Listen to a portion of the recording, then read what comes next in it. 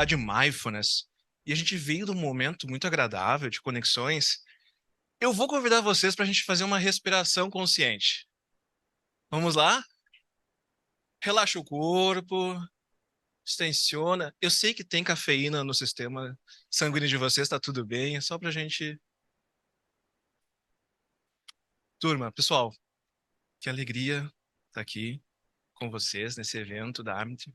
Queria agradecer a Prof. Rita pelo convite e por esse momento de poder falar de mindfulness na universidade. Eu trabalho aqui na Pró-Reitoria de Identidade Institucional e sou um entusiasta das práticas cognitivas, atencionais, do mindfulness, das práticas de meditação. Eu acredito que momentos como esses nos ajudam a olhar com criticidade e também com incentivo de como trabalhar o mindfulness com meditação. E uma alegria que eu vou apresentar aqui, ele que foi o meu suporte de bem-estar na pandemia. Eu fui aluno do Marcelo durante a pandemia para aprofundar e praticar mindfulness. Então, vou apresentar ele para vocês. O Marcelo Trombaca é médico psiquiatra e psicoterapeuta, professor de pós-graduação em Psicologia Positiva e Ciência do Bem-Estar, aqui na PUC, possui doutorado em Psiquiatria e Ciência do Comportamento da URGS e realizou doutorado sanduíche e foi pesquisador no Centro de Mindfulness de Psiquiatria da Universidade de Harvard. E tem mais coisa aqui, tá? Mas a Prof. Rita pediu para comer uns 5 minutinhos, para então já trazer o Marcelo. Marcelo, bem-vindo à PUC.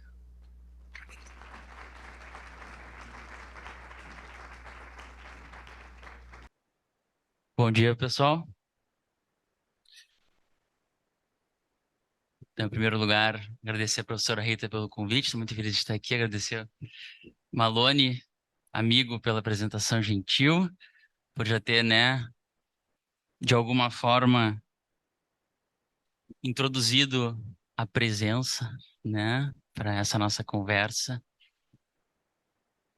E eu gostaria de começar essa conversa, talvez contando uma história que eu gosto de contar, assim, quando eu vou falar em workshops, em congressos, que é, vamos imaginar que você acorda amanhã, sexta-feira de manhã, e você não tem que ir para a universidade, não tem que trabalhar, você tem uma sexta-feira de manhã livre.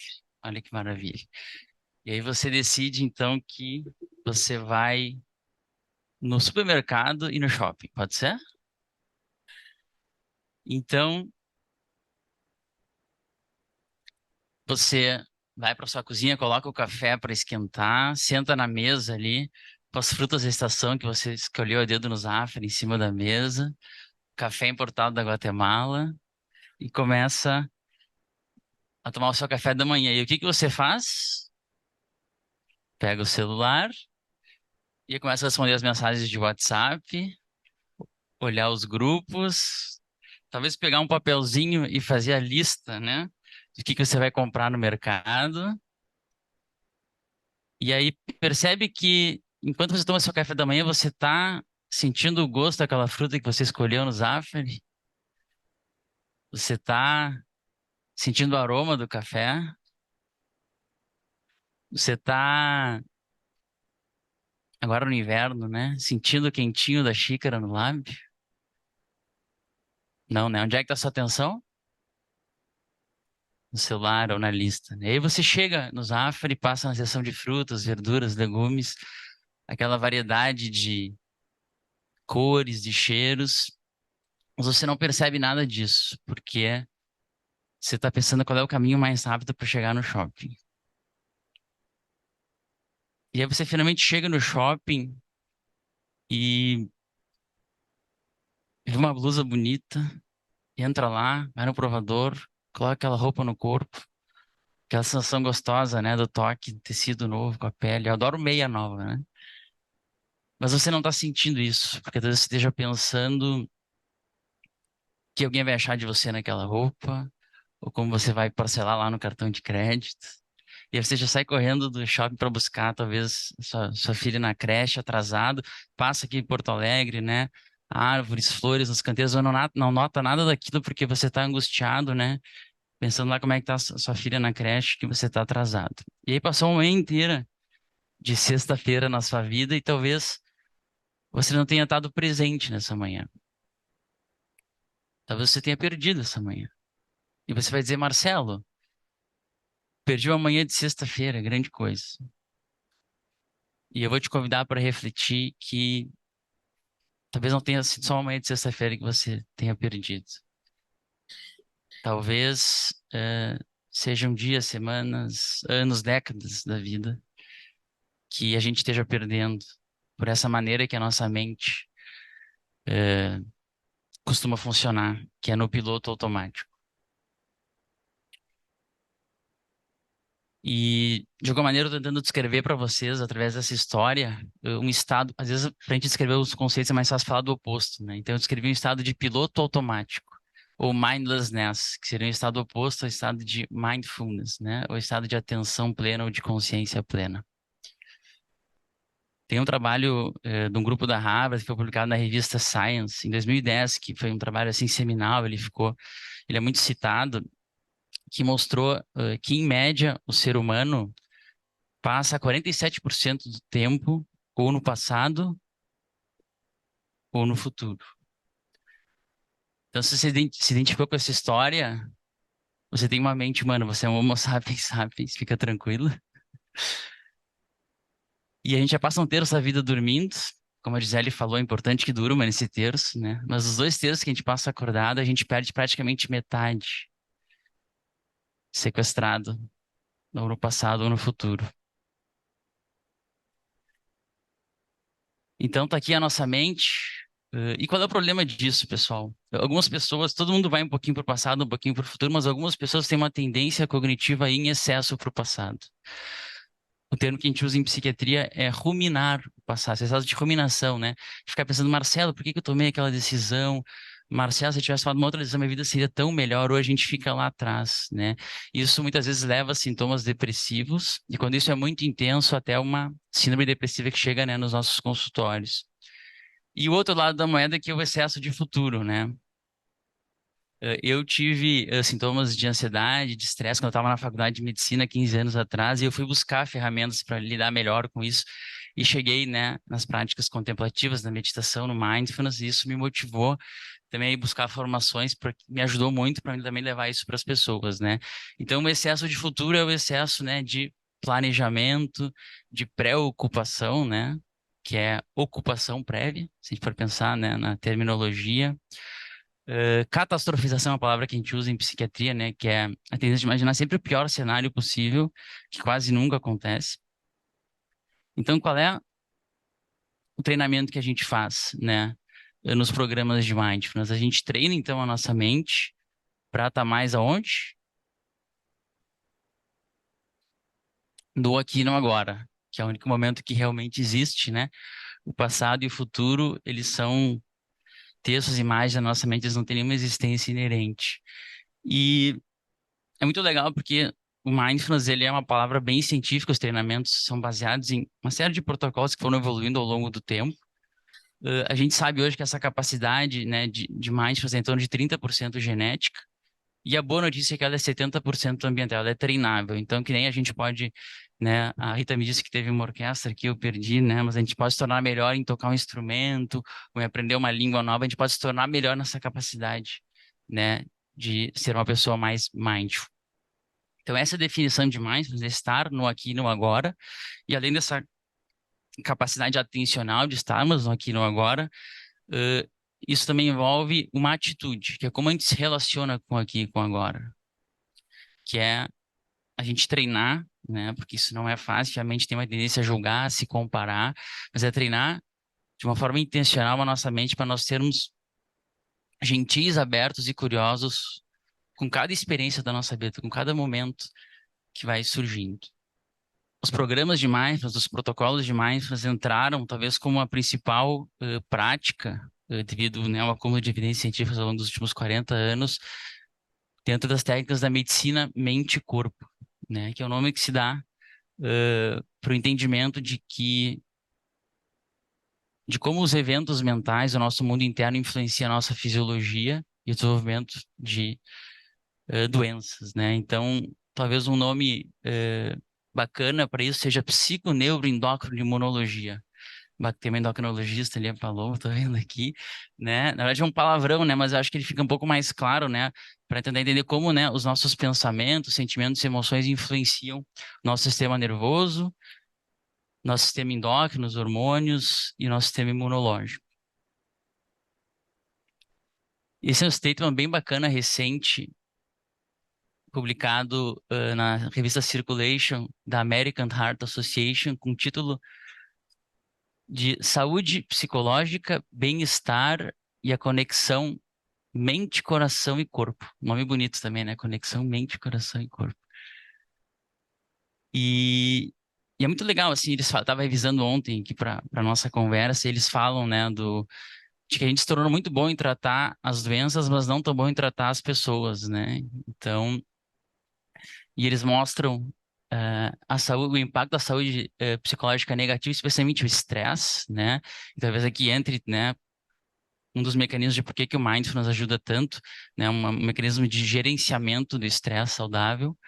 eh, Perspectiva negativa sobre a vida, ansiedade, raiva, depressão, levando a uma série de processos comportamentais, né, e biológicos que vão levar, né, eu enxergo assim, né, a uma desregulação, a um desequilíbrio que isso eventualmente vai levar, né, a uma doença ao longo dos anos, né? Então, as pessoas que têm essa predisposição psicológica mais negativa, né, e que não estão gerenciando também o estresse, elas acabam cometendo esses 5 hábitos, né? Tabagismo, inatividade, alimentação não saudável, ganho de peso, e não usar as medicações. E isso é responsável por 2/3, né, das mortes precoces, né? Então, que vai matar a gente um dia, né? Nossos familiares, se a gente olhar, né? Meus pais têm lá na casa dos 70, né? 2/3 vão ser 3 doenças, né? Vão ser 3 grupos de doenças, que vão ser as doenças cardiovasculares, câncer e as doenças neurodegenerativas, principalmente Parkinson e Alzheimer. Então, esses hábitos, né, vão prevenir 2/3, né, dessas doenças, e a gente, controlando esses hábitos, a gente ganha em torno de 15 a 20 anos de sobrevida, né?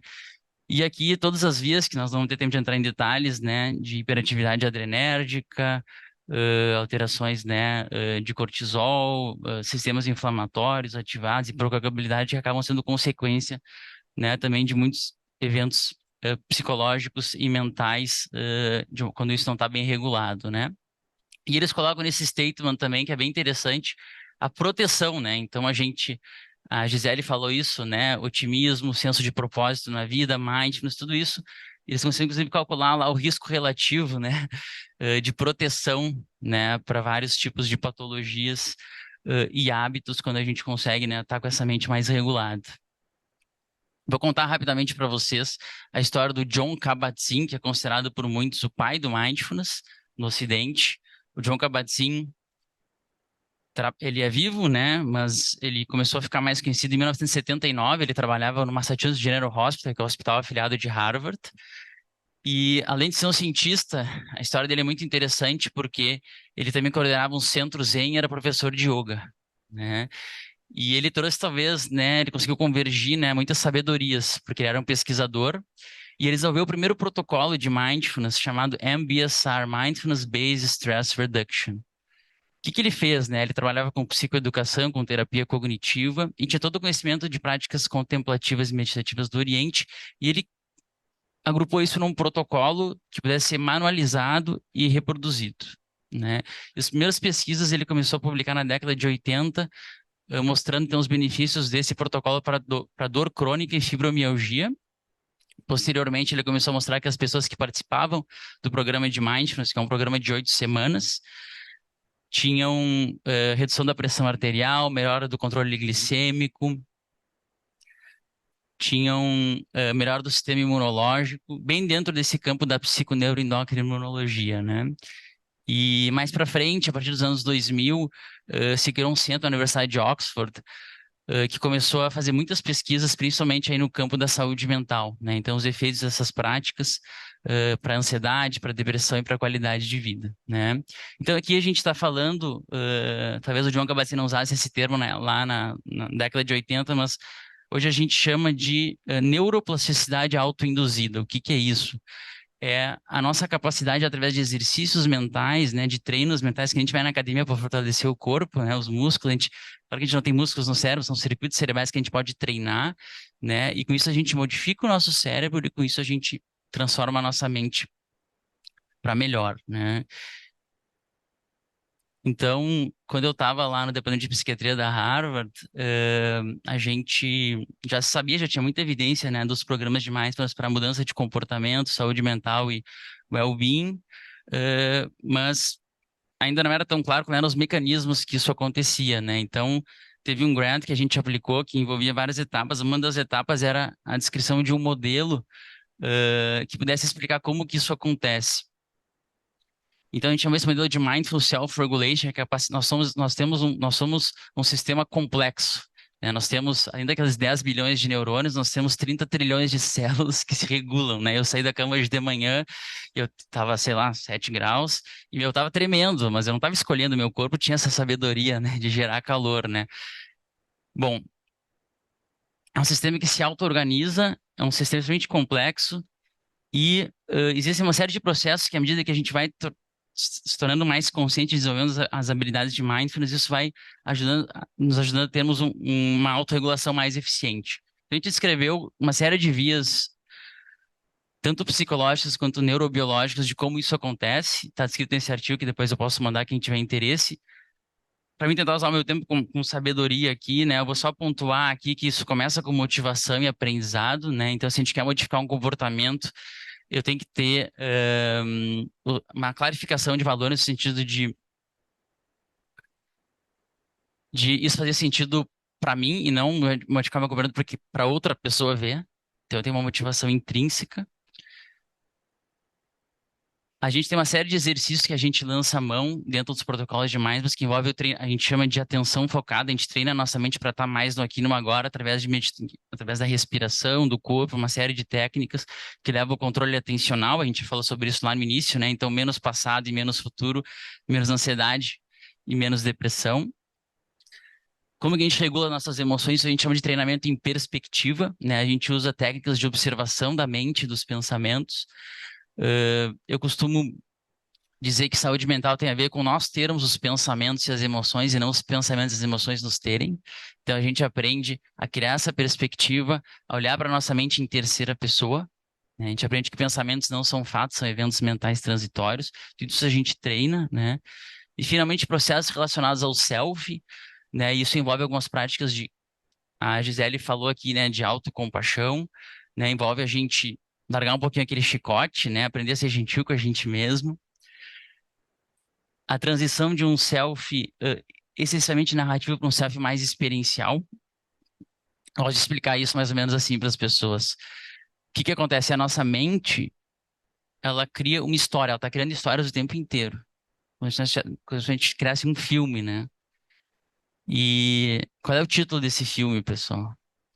É a história do eu. Quem é a estrela principal desse filme? Eu. O que aconteceu comigo, o que vai acontecer comigo, o que estão pensando de mim. Muitas vezes esse é um filme baseado no medo.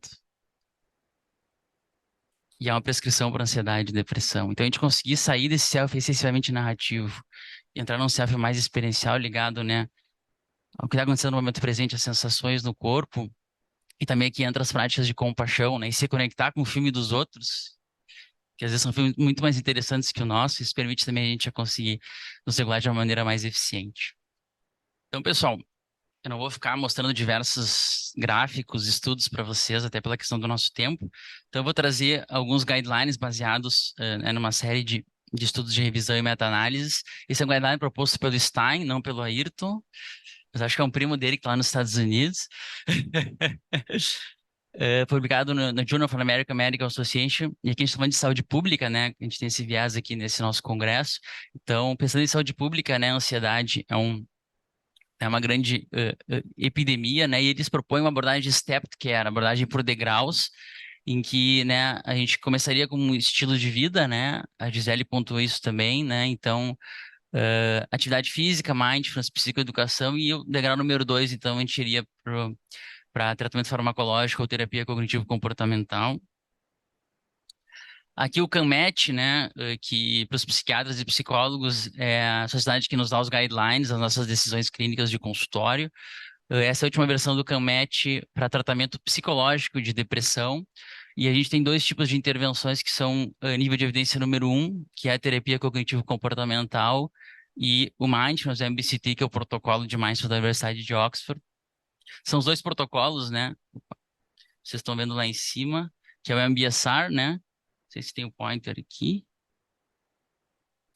Acho que não, mas o MBSR, que é o protocolo americano, e o MBCT, que é o protocolo britânico, de onde todos esses guidelines eles são tirados, que são esses programas tradicionais que a maioria das pessoas falam que são os programas de 8 semanas de mindfulness, são baseados todos nesses dois grandes protocolos. Todas as evidências científicas que eu estou falando são baseadas nos estudos desses protocolos manualizados, que envolvem um grupo, né, um encontro de 8 semanas, um encontro por semana por 8 semanas, e aí o treinamento em casa que se faz, né, treinamento cerebral em torno de 15 minutos por dia, por 2 meses. Aqui eu gostaria de dividir com vocês um pouco de como o mindfulness tem entrado na nossa sociedade. O Reino Unido é o país que está mais avançado nesse sentido, muito por causa da Universidade de Oxford, né, que tem baseado, né, os guidelines e as diretrizes. A gente teve um report do Parlamento Britânico dizendo que eles querem se tornar a primeira nação mindful do mundo.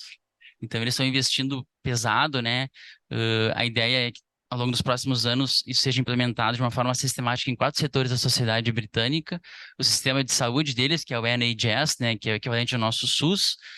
Ou seja, hoje, todo o médico de família, na atenção primária à saúde, que recebe um paciente, ele já pode encaminhar o seu paciente diretamente para o MBCT, para o Protocolo Britânico de Mindfulness. Tem os outros 3 setores que estão implementando todos para todos os funcionários públicos nas escolas, né? Vocês estão vendo aquela fotinho ali que é um amor, né? Então, dentro da ideia das competências socioemocionais para as crianças e também no sistema de justiça, né? Então, para todos os presos. Depois a gente tem no, no mundo corporativo, né? A gente já dentro do Viva Mindfulness, a gente tem treinado já dezenas de empresas, mas isso começou lá no Vale do Silício, principalmente com o Google, Facebook, Yahoo, né? Em que os gestores dessas empresas se deram conta de que terem funcionários mais regulados emocionalmente, que se relacionavam melhor com os colegas, que tinham menos doenças, faltavam menos, eles eram mais criativos, mais produtivos, né? Então, geravam mais lucro para a empresa, né? Então, o jogo ganha-ganha. E depois vocês estão vendo ali também é uma foto do Exército Americano. Hoje todo recruta americano é treinado em mindfulness lá do Exército, porque eles têm a ideia de que o recruta, o soldado, não tem que ser só fisicamente fit, mas também mentalmente e emocionalmente fit. Ali são policiais no Canadá. E a última foto é no campo da alta performance, né? Então, atletas, executivos, CEOs, pessoas que lidam com bastante pressão e responsabilidade, têm essa ideia, né, de também sabem que a performance não é só física, mas também ela é mental e emocional.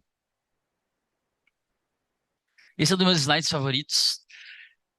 Ele nos dá uma ideia de um espectro de saúde mental na população, né? Então, se a gente for extrapolar os dados desse gráfico aqui para nossa sala, a gente pode pensar que em torno de 70% de nós aqui temos uma saúde mental moderada. Em torno de 15% de nós tem um sofrimento mental e emocional significativo a ponto de preencher critérios para um transtorno psiquiátrico. E só 15% de nós aqui está com as suas vidas florescendo. Está experimentando altos níveis de bem-estar mental e emocional.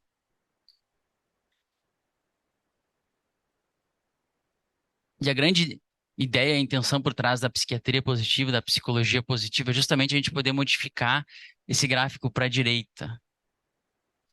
Ou seja, não olhando para a psicopatologia, mas através do treinamento de habilidades, das nossas forças, dos recursos positivos da mente humana, né? E aqui entra muito forte os protocolos, os treinamentos de mindfulness e compaixão.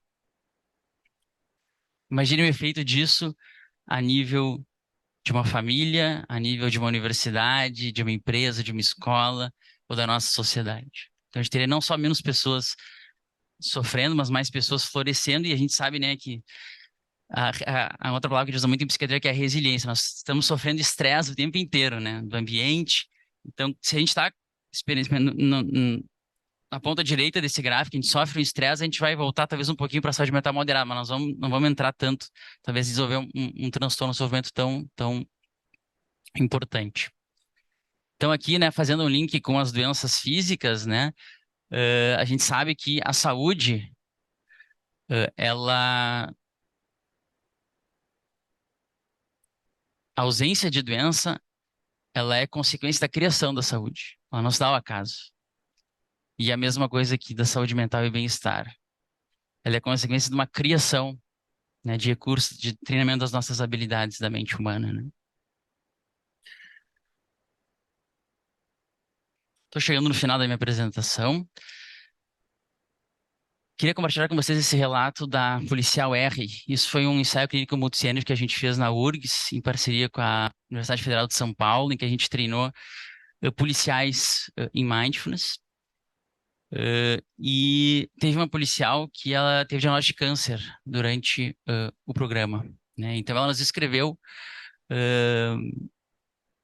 num dos cadernos de pesquisa essa frase que eu queria compartilhar com vocês. Ela disse o seguinte: quando recebi o diagnóstico de câncer, pensei que o mindfulness tinha chegado tarde para mim, mas hoje sei que chegou na hora certa, pois aprendi muitas coisas. Aprendi que adoro caminhar pisando em folhas secas e ouvir seus estalidos, que amo os sons dos sabiás,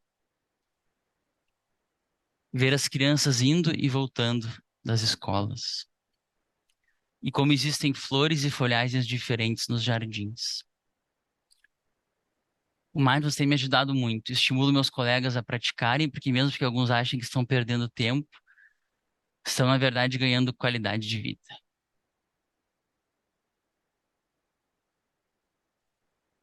Também gostaria de deixar, né, essa reflexão oriental milenar que diz o seguinte: o segredo da saúde da mente e do corpo está em não lamentar o passado, em não se afligir com o futuro e não antecipar preocupações, mas está no viver sabiamente e seriamente o presente momento.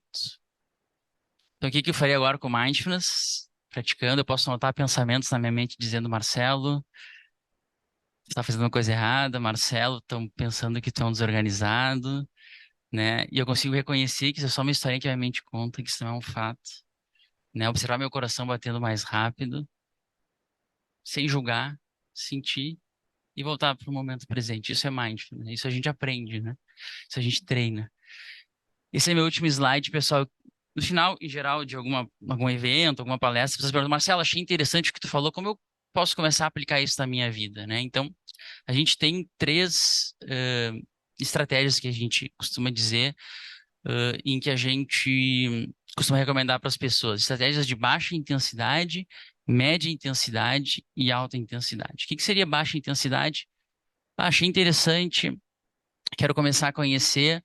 Em geral, a gente indica comprar um livro, ou tem aplicativos, né, ou ir no YouTube, colocar, né, meditação mindfulness, práticas de atenção focada, de monitoramento aberto no Google, vai vir muita coisa. O livro que eu costumo recomendar é o Atenção Plena, que é o livro do Mark Williams, lá da Oxford, que é um livro que está muito bem traduzido para o português e já vem com áudios de meditação. Depois, para pessoas que já estão mais motivadas, né, seriam as práticas de média intensidade, são os programas de mindfulness de 8 semanas, que a gente no Viva Mindfulness, né, já tem conduzido desde 2016, né, a professora Rita participou, né, o Malone, vários colegas aqui da organização participaram, e agradeço até o convite por causa disso que eu estou aqui. Então, vocês podem, né, seguir a gente ali no Instagram, ou entrar no site do Viva Mindfulness, que tem vídeos, tem artigos. Vocês podem deixar o e-mail de vocês para serem avisados, né, dos próximos cursos e atividades. Isso já envolve uma motivação maior, né? Quem quiser fazer um programa, a gente pede que separe mínimo 15 minutos por dia por 2 meses para realmente poder ter os benefícios. Então tem que ver se está no momento, né, ok da vida, está disposto a fazer isso. E depois a gente tem as práticas de alta intensidade, que são os retiros, né? Que são períodos bem intensivos de prática, que a gente recomenda, né, fazer um retiro por ano depois que faz o programa de 8 semanas de Mindfulness. E é isso, pessoal. Eu agradeço a atenção plena de vocês nessa manhã. Obrigado.